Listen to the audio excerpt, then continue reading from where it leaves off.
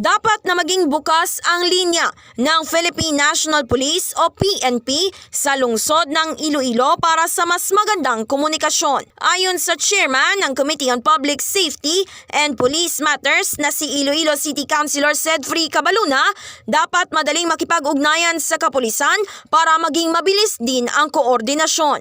Sinabi pa nito na importante na mayroong open communication sa kapulisan upang ma-address at maiwasan ang iba pang problema katulad na lamang ng gulo na kinasasangkutan ng mga minor de edad na madalas mangyari sa lungsod. Para sa K5 Network News, ito si K5 Nicole Castañeda Teprado para sa kampyon nga balita, serbisyo publiko at kasiyahan sa bawat Pilipino.